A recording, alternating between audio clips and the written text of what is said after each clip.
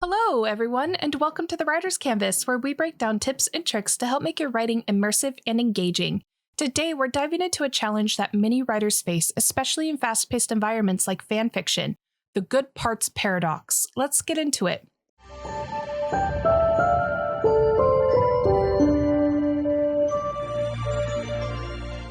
Lunar Wave brought this to my attention through my Discord, and it originally came from a comment by @Mando7346.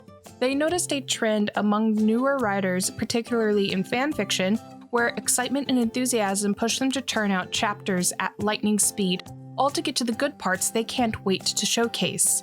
The downside, without proper build-up, these awesome moments can feel rushed, unearned, or even lazy. And the real kicker, the writer doesn't notice because in their mind, everything connects perfectly. But to readers, it can look like a scattered mess. Before we start panicking about our own manuscripts, let's take a deep breath. This is usually a first draft issue, and that's totally fine. First drafts are meant to be rough, full of energy, and sometimes chaotic. Many fanfiction stories tend to be posted in real time, meaning they don't always get a second or third pass before hitting an audience. And if they do, it tends to be a chapter at a time instead of the full manuscript as a whole.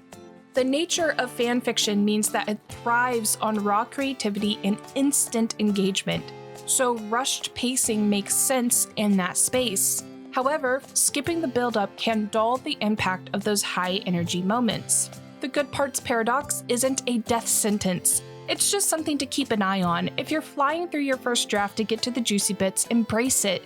Writing fast and focusing on exciting scenes isn't bad. Many successful writers work by writing the key high-energy moments first and then going back and connecting the dots later. This method allows writers to keep their motivations high and prevents them from getting stuck in slow transitional scenes.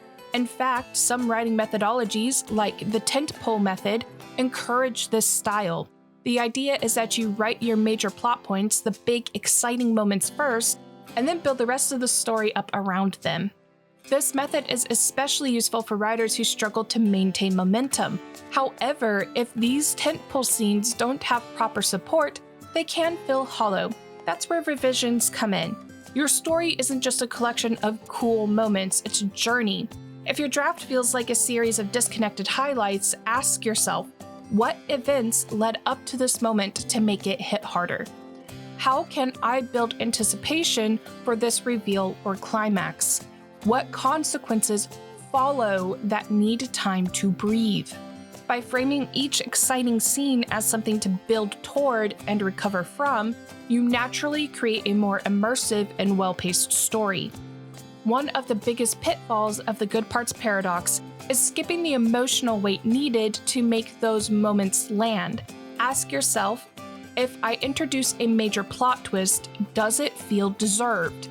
If my character breaks down emotionally, does the audience fully understand why? Have I given the reader enough time to sit with major events before rushing to the next big thing? Great stories aren't just about what happens, they are about why it matters. Give your readers time to feel the weight of your narrative.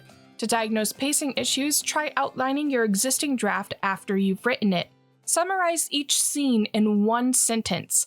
Look for areas where there are big gaps in build-up or an overwhelming number of high-energy moments clustered together. If a climax feels unearned or a slower section drags too much, pinpoint these areas and adjust by either adding build-up or breaking up action sequences with breathing room.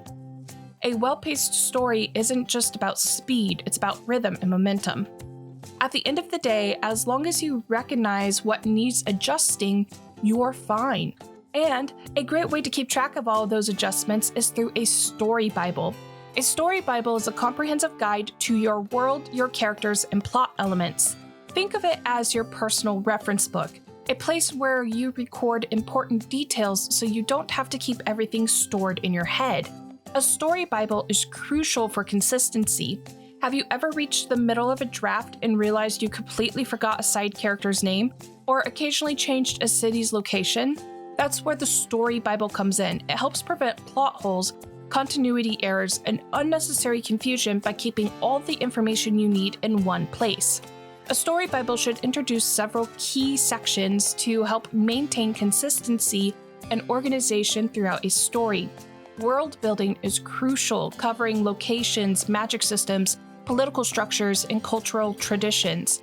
These details help create a rich and immersive setting, ensuring the world feels consistent and lived in. Another essential section is character development, which tracks names, ages, relationships, backstories, personality traits, and physical descriptions. Keeping these details organized prevents inconsistencies such as accidentally changing a character's hair color or forgetting their motivations. A plot and timeline section helps writers keep track of major events, story arcs, and chronological details.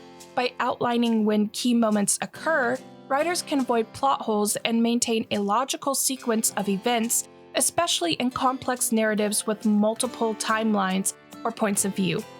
The themes and symbols section provides a space to track recurring motifs, deeper meanings, and thematic elements that run through the story.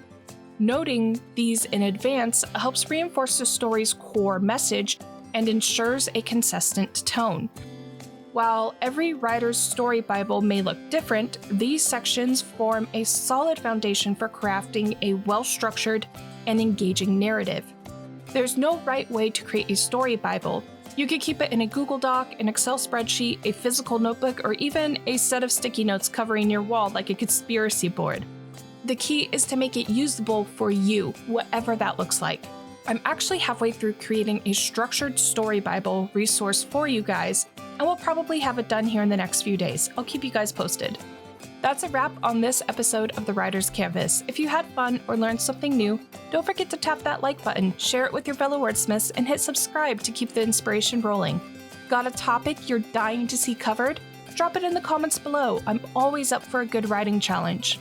If you want to keep the conversation going and hang out with me and some other amazing writers, come join the community Discord. The link is in the description below. We'd love to have you. Until next time, keep writing, keep revising, and keep making those good parts great. Happy writing!